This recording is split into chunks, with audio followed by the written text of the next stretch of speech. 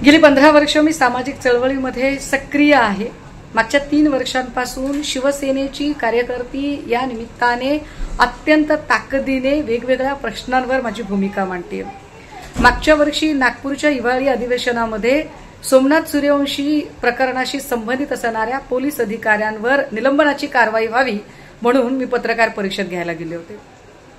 मात्र नागपूरच्या press club आणि विधिमंडळाचा परिसर याच्यामध्ये फक्त एक भिंत आहे, पण ती भिंत ओलांडून आपण पलीकडे जावं आणि विधिमंडळ परिसरातल्या वेगवेगळ्या नेत्यांच्या आमदार खासदारांच्या भेटी घ्याव्यात किंवा त्यांच्याशी बोलावं असं अजिबात वाटलं नाही। किंबहुना गेल्या 8-10 वर्षात एकही पत्रकार म्हणू शकणार नाही की मी विधिमंडळ परिसरात कधी फिरकलेली दिसली। त्याला कारण तसंच आहे। आम्ही विधिमंडळात जायचं कशासाठी? लोकांचे प्रश्न मांडले जावेत, लोकांच्या प्रश्नांना वाचा फोडावी म्हणून। परंतु विधिमंडळामध्ये प्रश्न मांडले कुठे जातात? विधिमंडळामध्ये तर सध्या अर्वाच्य शिवीगाळ आणि चर्चाच होते।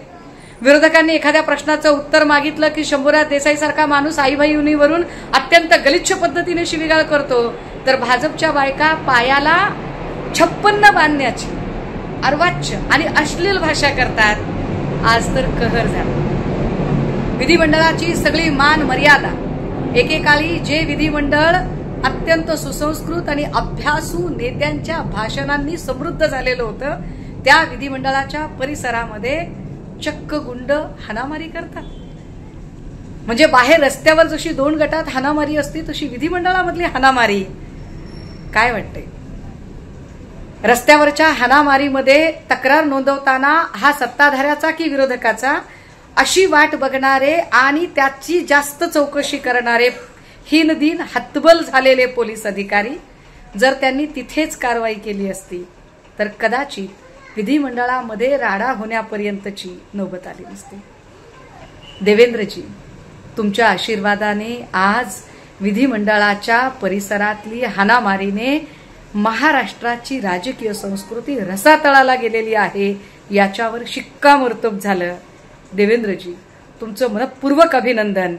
कारण दीपक काटे असेल किंवा असंख्य लोक असतील, या सगळ्यांना वाचवणारे, या सगळ्यांना पद देणारे, अभय देणारे आणि प्रसंगी त्यांनी गुन्हे केले तरी सुद्धा त्यांच्या विरोधात कुठली FIR होऊ नये म्हणून त्या ठिकाणी फोन करणारे तुमचेच नेते, कार्यकर्ते, मंत्री आहेत। त्यामुळे आज विधिमंडळात जे काही झालं ते गृहमंत्री म्हणून तुमचं अपयश तर आहेच आहे, पण महाराष्ट्रासाठी लाज आणणारी गोष्ट आहे।